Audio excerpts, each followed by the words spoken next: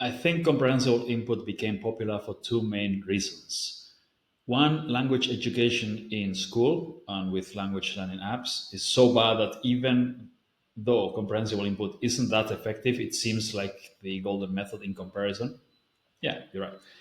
And two, it's easy. It's easier to convince people that they can learn something just by passive learning rather than getting them to put in hours a day of intentional practice. Exactly. You're 100% right.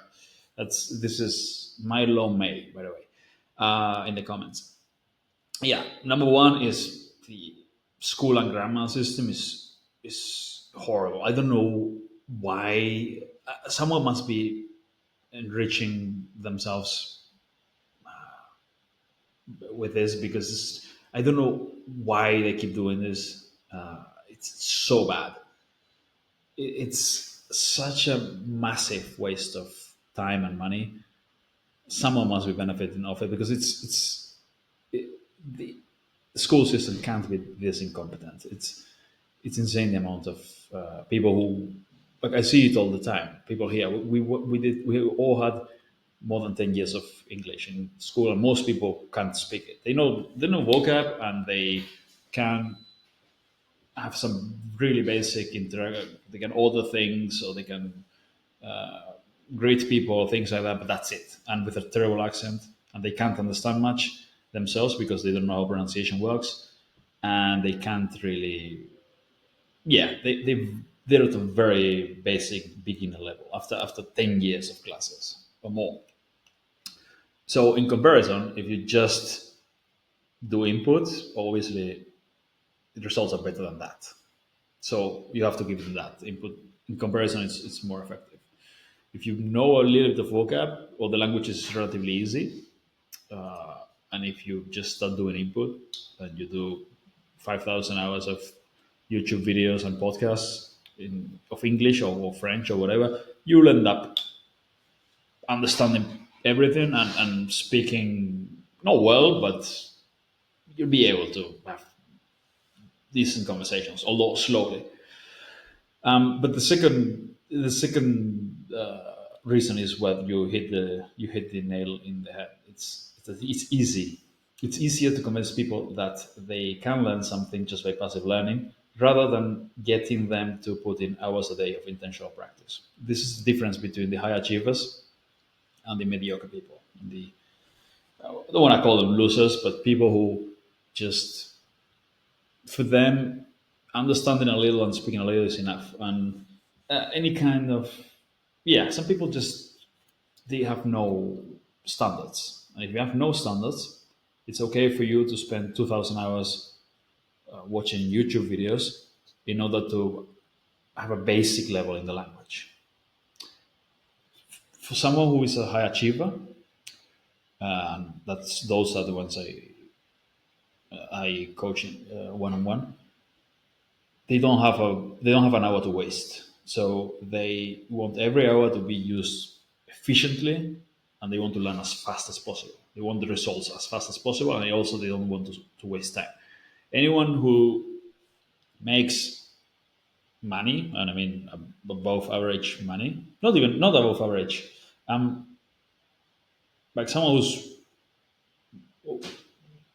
let's call them rich. It's the definition changes from country to country. Obviously, rich in the U.S. is not rich in Romania, right?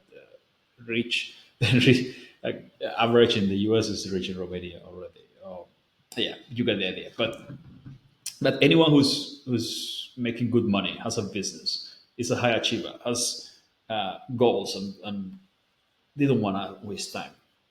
So they want results. And if you have to do hard work to get results, those people will.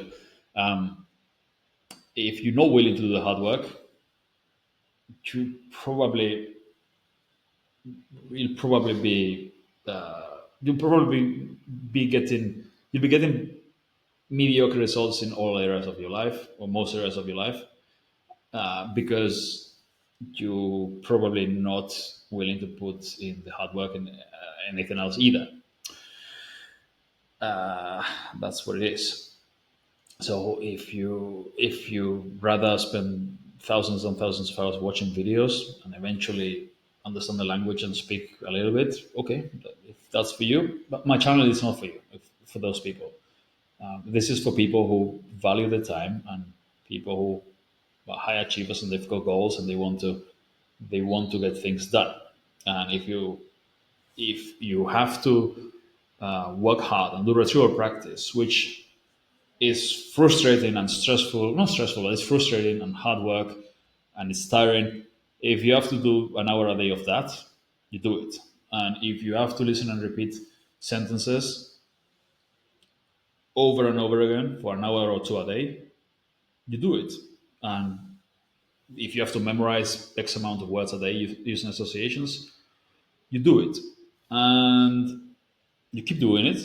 And if you're consistent, in a few weeks, you see massive results by doing the hard work. I'm not giving you the easy way to lazy, effortlessly learn, blah, blah. No, no, it doesn't work like that. If you do that, you'll get some results eventually at some point in years. If you want results fast, there's no fast and easy. Yeah, there's fast, but the hard way, or there's very slow and the lazy way. But what I'm showing you here is fast and effective and efficient, but it's going to be it's going to be hard work and it's going to be frustrating. Not only hard work, but it's going to be frustrating, and you have to overcome some challenges. And when it gets frustrating, you'll have to keep going and keep working, and that's the way it works. So yeah, comprehensible input popular because it's better than school. It's definitely more interesting than school and more effective and efficient because yeah, school's so bad when it comes to language. It's for me. If it was for me, I just fire all the language teachers in the country and have the kids watch films in English. Give them some comic books and some books later on to read in English. A bunch of films. Like just show up and have some intern there and have them watch a film in English every, and then give them a list of stuff to watch, a series of weekly assignments of watch all these films and all these series, and that's it. But you get to choose how many. Just make sure you watch it 10 hours a week, and that's it. And that's how you fix English teaching abroad. That's every country where everyone sucks at, or most people suck at English. You do that, and in 10 years, you save a lot of money. Obviously, you'd have a huge problem with the teachers' union, but you'd have people who speak way better English with a fraction of the cost. But there's a reason why I'm not in charge. Nobody wants to hear that in the government or when teachers are voters, right? There's a votes, and they don't wanna lose that, I guess.